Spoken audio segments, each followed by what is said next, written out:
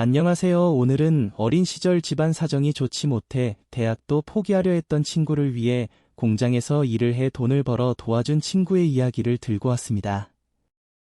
가족들에게도 도움받기 힘든 세상인 요즘 가족도 아닌 친구에게 이런 도움을 받았다니 대체 어떤 친구일까요? 이 친구에게 도움을 받으셨다는 남성분의 이야기 지금 바로 만나보시죠. 깊은 밤, 거실의 조명은 희미하게만 켜져 있었다. 석진은 푹신한 소파에 몸을 기대며 조용히 눈을 감았다가 뜨면서 거실 벽에 걸린 가족 사진들을 천천히 바라보았다.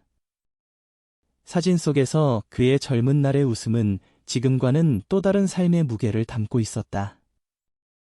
그의 눈길이 머문 곳은 대학생 시절 친구 민호와 함께 찍은 사진이었다. 그때 그들은 가난했지만 행복했다.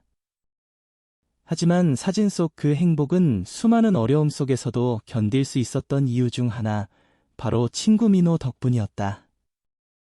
석진은 마음속 깊이 감사한 마음을 품고 있었다. 민호는 그의 인생에서 가장 어두웠던 순간들, 그 어떤 것도 해결될 것 같지 않았던 시절에 그의 곁을 지켜준 친구였다. 특히 대학 시절, 석진이 등록금을 마련하지 못해 학업을 포기할 뻔했을 때, 민호는 가족도 아닌 자신의 동네 친구를 위해 공장에 취직해 돈을 벌어 석진을 도와주었다. 늘 민호에게 미안해하던 석진에게 친구끼리 도울 수 있는 거다라고 말하던 민호였다. 그 추억이 떠오를 때마다 석진의 가슴은 뭉클해졌다. 그는 천천히 눈을 감고 깊은 숨을 들이켰다. 기억의 파편들이 하나둘씩 그의 마음속으로 파도처럼 밀려들었다. 젊은 날의 민호는 항상 웃고 있었고, 그의 웃음은 어떤 어려움도 이겨낼 수 있는 힘을 석진에게 주었다. 민호야, 고마웠다. 석진은 혼잣말처럼 중얼거렸다. 그리고는 눈을 떴다. 언제든 민호에게 도움이 필요하면 그는 최선을 다해 민호에게 무엇이든지 돌려주겠다고 생각하며 소파에서 천천히 일어났다. 거실의 조용한 공기를 가르며 그는 오랜만에 민호의 연락처를 찾아 전화기를 들었다. 언제든 도와줄게. 그의 손가락이 전화번호를 누르며 그는 마음속으로 다짐했다. 전화기의 다이얼 톤이 깊은 밤의 정적을 깨뜨리며 울렸다. 석진의 가슴은 설렘과 긴장감으로 뛰고 있었다. 오랜 시간의 무게만큼 이 한 통의 전화가 갖는 의미는 매우 컸다. 전화를 받은 이민호의 목소리가 들려왔다. 석진, 이 늦은 시간에 전화하다니 무슨 일 있어? 아니, 그냥 우리 어릴 때 사진 보다가 생각나서 잘 지내고 있냐? 석진의 목소리는 감정에 젖어 있었다. 응, 난 잘 지내지. 너는 어때? 이 늦은 시간에 사진 보면서 추억에 빠져 있어. 이민호는 가볍게 웃으며 말했다. 그래, 그때가 자꾸 생각나더라고. 너에게 받은 것들 잊을 수가 없어. 전화 너머로 이민호의 한숨 섞인 웃음소리가 들려왔다. 언제까지 그때의 얘기로 고마워할 거야? 친구끼리 도울 수 있는 거야. 또 그 얘기다, 더 고마워할 수밖에 없는 그 얘기. 언제든 내가 도울 수 있는 게 있으면 말해줘라. 이민호는 잠시 말이 없었다. 그의 침묵 속에서 석진은 민호에게 요즘 무슨 일이 있는지 걱정됐다. 요즘 일이 잘 안 풀리네. 경제가 어려워서 그런가 봐. 이민호의 목소리에는 한탄이 섞여 있었디. 일이 어떻게 어려운데 내가 도울 수 있는 거면 얘기해줘. 석진은 궁금했다. 민호가 자신에게 베풀었던 것들을 생각하며 자신이 무엇인가라도 도울 수 있을까라는 기대와 민호에 대한 걱정이었다. 아니야, 금방 해결될 거야. 민호는 별일 아닌 듯한 목소리로 말했다. 여전하다. 남 힘든 일에는 누구보다 앞장서서 도우면서 자기 힘든 일은 얘기 못하는 저 성격. 또냐? 제발 도움이 필요하면 나한테라도 얘기해줘. 그럼 걱정하지 마. 그래, 알겠다. 또 통화하자. 아프지 말고. 너도 아프지 마라. 석진아. 또 연락하자. 전화를 끄는 석진은 오랫동안 잊고 지냈던 듯한 감정에 휩싸였다. 그는 민호에게 분명 무슨 일이 있다는 것을 느끼고 민호의 아내인 지혜 씨에게 연락했다. 워낙 부부끼리 친해서 자주 보던 사이라 가지고 있던 연락처가 이럴 때 도움이 되었다. 여보세요?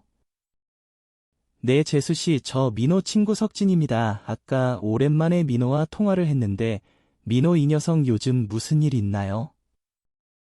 영 힘든 얘기를 안 하는 친구라. 지혜 씨는 걱정되는 목소리로 말을 이어갔다. 민호 씨는 얘기하고 싶어 하지 않겠지만 사실 지금 가게가 많이 어려워요. 거래처들이 재료값들을 갑자기 너무 많이 올려버려서 직원들 월급 주기도 힘들어 빚만 계속 생기는 상황이에요. 이 얘기를 들은 순간 정말 속상했다.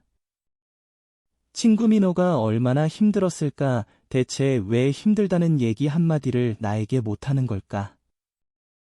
돼지 국밥집을 하던 친구 민호는 누구보다 성실한 사람이었다. 아침 일찍 일어나 식당 오픈을 준비하고 누구보다 청결하게 식당을 관리하며 밤 늦게까지 가게에서 내일 장사를 준비하던 민호였다.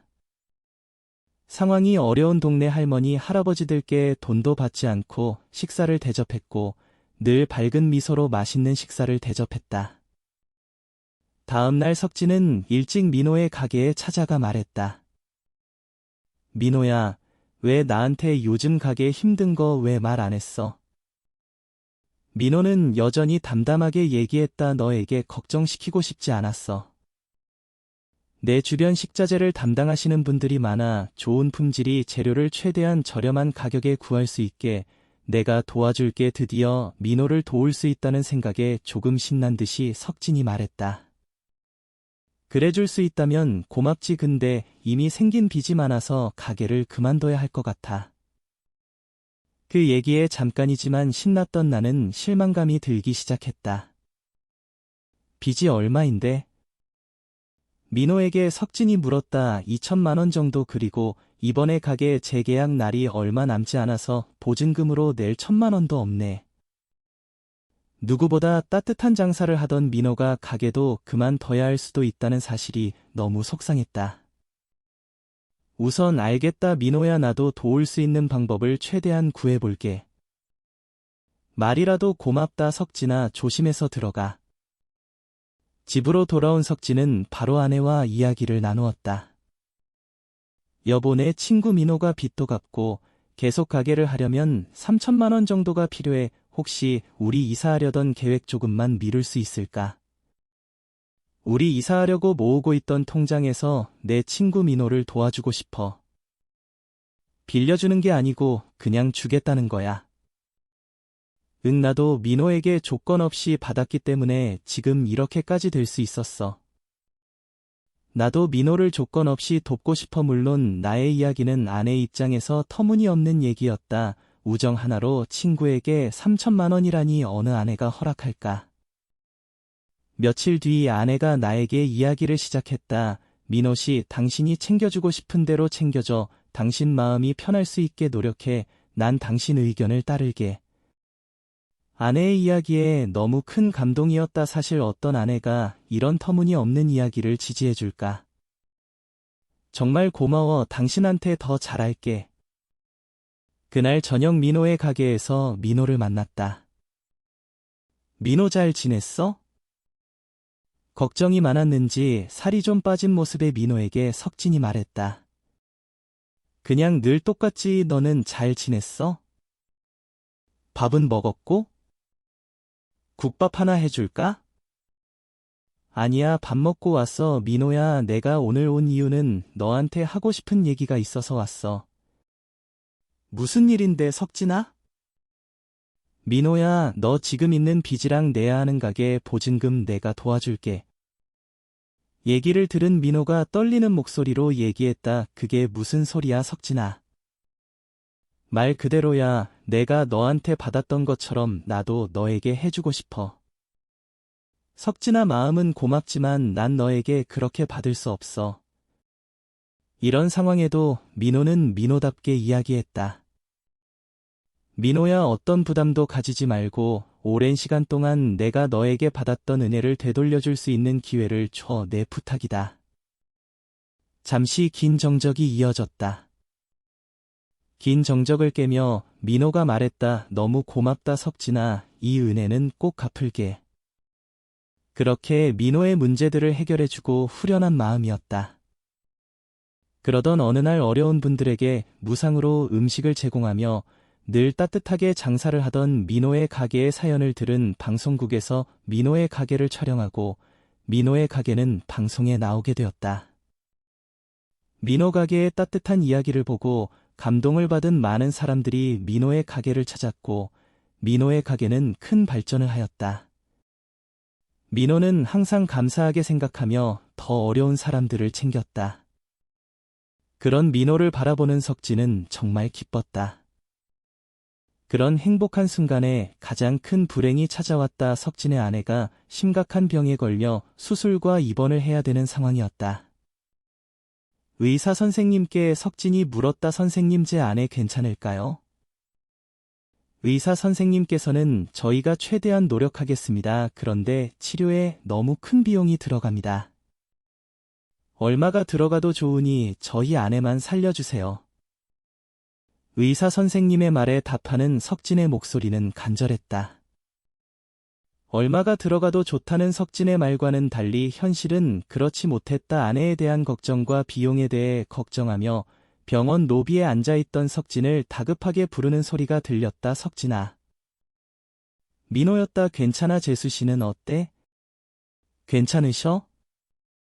급하게 소식을 듣고 달려온 민호를 본 석진은 눈물이 날 것 같았다. 의사 선생님께서 최선을 다해 주신다고 하셨어. 그런데 큰 비용이 치료에 들어간다고 하더라고. 그런데 너가 이 시간에 가게를 비우면 어떻게? 어서 가봐. 걱정하지 말고. 계속 함께 있어주려는 민호를 겨우 돌려보낸 석진은 침울하게 앉아 있었다.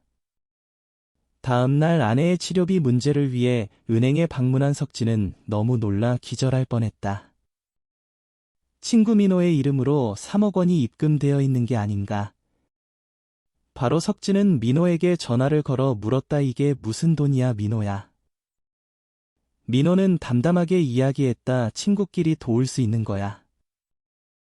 역시 여전히 민호답다. 의사 선생님과 민호의 도움으로 아내는 건강을 되찾았고 다시 석진 부부는 행복한 하루를 맞이했다. 누구보다 서로를 위하고 도와주는 민호와 석진은 언제까지나 누구보다 소중한 친구다. 지루할지도 모르는 이야기지만 저와 제 친구 민호의 이야기 들어주셔서 감사합니다.